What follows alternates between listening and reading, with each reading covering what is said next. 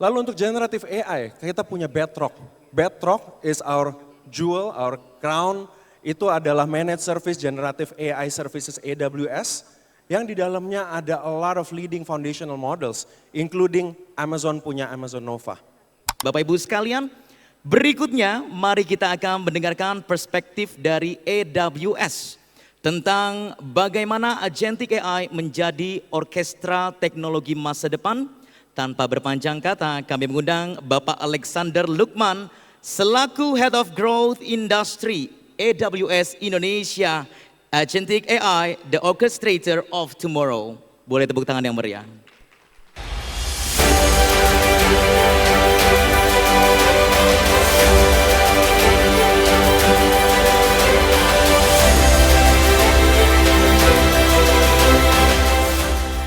Semangat pagi. Wah, semangatnya masih oke banget ya. Salam kenal, nama saya Alexander Lukman, Head of Growth Industry di AWS Indonesia. Hari ini saya pengen cerita aja sih sebenarnya, sharing a bit of a story. Jadi agenda saya hari ini akan ada a few topics. Pertama saya akan cerita gimana sih AI adoption di Indonesia sekarang. Lalu apa sih barriers, apa sih kesulitan perusahaan-perusahaan itu untuk mengadopsi AI.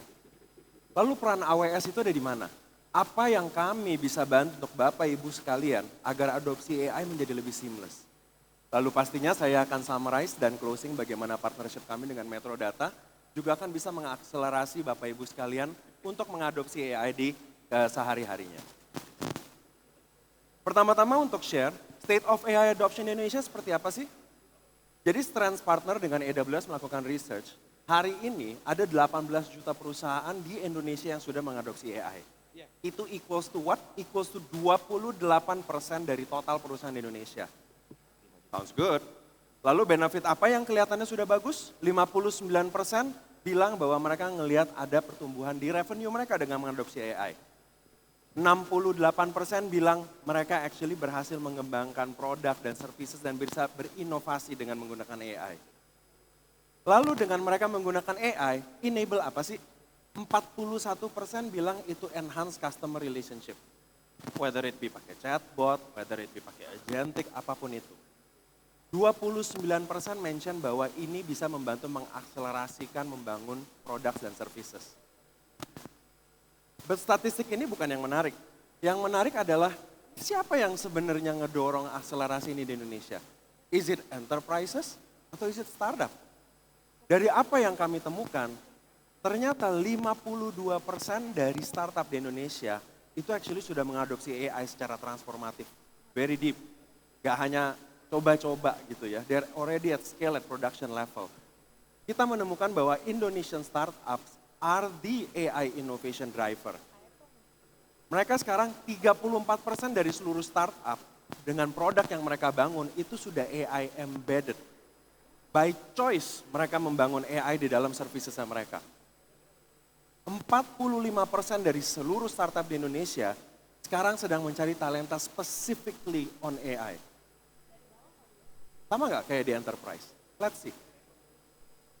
It's a very stark contrast, unfortunately. Kita ngelihat hanya 14% dari enterprise yang berhasil menggunakan AI ke transformative state. 22% dari yang kami temui, actually mereka udah punya some kind of roadmap. Dan yang sudah bilang sudah pakai AI, which is kelihatannya banyak ya, 75%, itu masih very, very light. Very, very light dan actually belum transformatif sama sekali. Jadi sebetulnya kenapa sih case ini terjadi dan kenapa saya mention this topic? Karena ekonomi yang menggunakan AI adoption itu diprediksi bisa meningkatkan GDP di Asia Pasifik including Indonesia itu sampai 203 billion US dollar if successful. Namun dengan kenyataan kayak sekarang, startup driving the innovation, enterprise not adopting, ini menciptakan namanya two-tier AI economy, right? Di mana untuk mencapai 203 billion GDP uplift ini will be very challenging. Jadi sebenarnya apa sih, what are the barriers? Kenapa enterprise ini sulit sekali ngadopsinya? Kami menemukan ada 3 points di sini. Yang pertama, skills gap, for sure.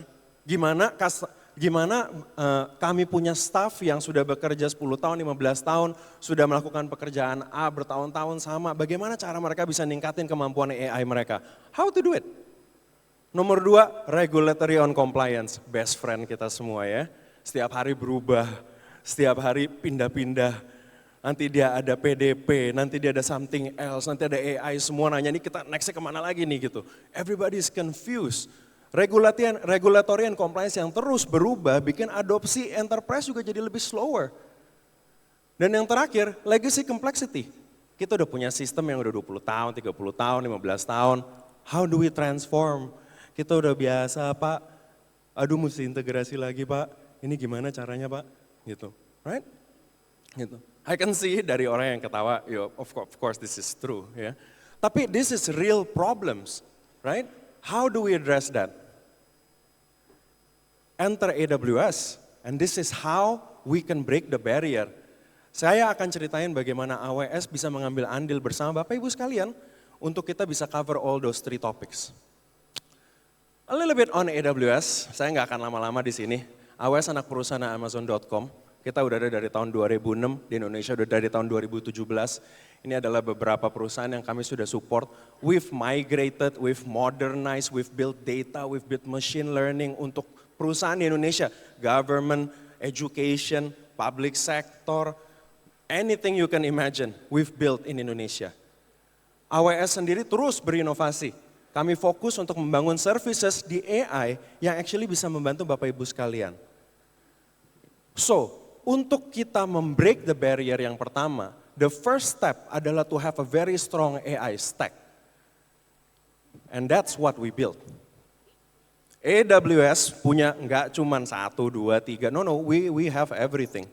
Dari infrastructure layer kita punya SageMaker, you can build your machine learning model, right, from the ground up. Terserah mau bangunnya kayak apa. Kita punya Inferentia and Trainium chip, our homemade chip. Kita punya GPU ready di Jakarta region by the way. Ya. Lalu untuk generative AI, kita punya Bedrock. Bedrock is our jewel, our crown. Itu adalah managed service generative AI services AWS yang di dalamnya ada a lot of leading foundational models, including Amazon punya Amazon Nova.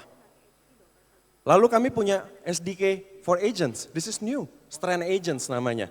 Ini open source Python SDK untuk bangun agentic tools with single lines of code. Nanti I'll get there. Dan yang terakhir kita punya application, ready-made solution. Kita punya Amazon Q, yang teman-teman tinggal mau pakai untuk bikin RAG. Kita punya Q for QuickSight, kalau misalkan punya visualisasi, mau tanya-tanya ke visualisasinya, bikinin chart ini dong, bikinin cerita ini dong, bikinin summary dari grafik saya dong. We have it already. Kita punya Amazon Q for Connect, yang bisa memberikan generative AI capability ke call center. Right? So kalau Bapak Ibu sekalian lihat, kita nggak cuma bilang everything needs to be complicated. Mau coba yang application ready to meet? It's already there. If you have some team untuk ngedevelop, work with us, there's Bedrock. If you have a very strong team, right, to build everything from the ground up, we have the infrastructure. So we're there. Tapi benar-benar dipakai belum? For sure. Yang udah pakai seperti apa contohnya? Halodoc. Mereka actually ngebangun untuk claim processing time-nya, cut 40%, itu bangun pakai generative AI di atas Amazon Bedrock. Ini pakai Nova by the way, it's our model. Nova by the way is about 40% cheaper than OpenAI. Next, Excel Smart. Excel Smart, mereka launch AI Factory, itu di atas SageMaker. Lalu sekarang mereka lagi ngebangun Gen AI Studio mereka di atas Amazon Bedrock. So at production level, kita nggak cuma share stories, we walk the talk. We work in the shadows, sama Bapak Ibu sekalian. We don't go out there and say we have all this, we have all this. No. We stay and we work with you guys to make sure you can scale into production. Karena kuncinya itu, right? Tapi sekarang kalau kita lihat innovation next-nya kemana sih? So we see, we are moving into agentic AI, right? Dari tadi from all of the other speakers mereka udah cerita agentic AI itu apa, so I'm not gonna go into there. Tapi yang paling menarik adalah how do we look at agentic AI system yang bisa fully autonomous, multi-agents. Udah ada belum sih teknologinya? For sure, di AWS, we are ready. You right now bisa pilih AWS and you have the broadest choice untuk build and deploy agents. Kita punya Amazon Q, kita punya Amazon Bedrock Agent, dan kita punya Strands Agent. Dari Q saya ambil satu contoh aja, Q Developer. Apa sih Q Developer? Oh ini pasti tools buat nulis code ya. No, it's not just that. Sekarang Q Developer nggak hanya bisa ngebantu nulis code. Dia bisa ngelakuin tes untuk your project. Dia bisa document dan create data flow diagram. Itu semua agents by the way. Dia bisa ngecek vulnerability within your code. That's also agent. And dia punya transformative state. Do you know that Q Developer can actually help transform COBOL to Java? COBOL, right? For an example, Bank BJB, mereka actually utilize Q Developer untuk upgrade salah satu aplikasinya mereka. It was estimated it requires them untuk complete that in 3 bulan. Pakai Q Developer, they actually complete it in 2 weeks. Done. Right? Adopsi Q Developer is very high right now. We have companies yang sekarang udah pakai 30-40 developernya running on Q Developer. And it's very cost efficient. $20 sebulan per user. Very cost efficient, you get all this. Right? And it's already agent, you don't even need to do anything. It's already there. Kedua kita punya Bedrock. It's our generative AI managed service on top of AWS ya. Dan di sini teman-teman punya choices of foundational model dari leading third party dan Amazon milik Amazon sendiri, Amazon Nova. Kita juga udah punya Amazon Bedrock Agent capability built-in di dalamnya. Sarana Paktindo salah satu perusahaan yang actually serving 40 bank di Indonesia. Mereka ngebangun AI platform mereka di atas Bedrock. Do you know their testimony? Kenapa mereka suka ini? Kita percaya bahwa nggak ada satu FM, nggak ada satu LLM yang akan sempurna untuk Bapak Ibu. No way, right? Jadi you need options, you need flexibility, you need agility.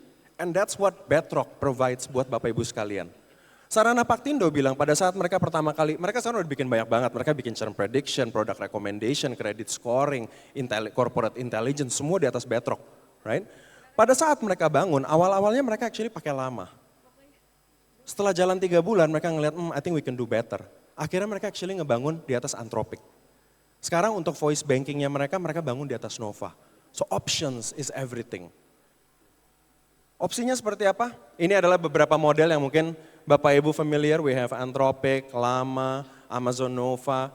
Dan pastinya ada latest one, OpenAI, OpenWeight models are now also available in Amazon Bedrock.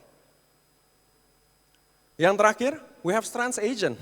This is a brand new product from AWS. Ini open source Python SDK to create agentic loop with very few lines of code. Ini udah native MCP, ini bisa pakai model dari Bedrock dan any other model out there. Give it a shot, it's very fun. Talk to us and we can share how you can build Strands Agent on top of AWS. So in terms of services, we're there. AI stack kita is ready to support you. Tapi nomor 2 yang kita mesti pikirin regulatory and compliance gimana ya? How does it work? In AWS, it's job zero, always. Data center AWS punya 143 plus cloud security and third party validation tuh ribuan. That's why kita nggak akan pernah kasih lihat data center kita di mana. Itu breach on SOC 2 by the way. Kita punya 300 plus services yang actually udah di-build guardrails, build best practices for security, and you will work. Nggak cuma sama saya, sama solutions architect, professional services. Kita punya FSI compliance, kita punya public policy. That works with any of the organization. Kita pernah nanganin customer yang mau raising produk ke BI, ke OJK. Kita pernah nanganin customer yang mau audit tahunan, we help them. We build architecture to serve regulatory and compliance di Indonesia yang kita hormatin, supaya Bapak Ibu sekalian bisa terus inovasi, nggak usah takut. Why are we like that? Because we have been helping the largest organization, the largest security-driven institution in the world.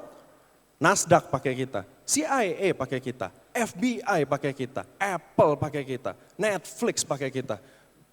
So for sure, if you need regulatory compliance security advice, talk with us. And finally, dari sisi skills gap.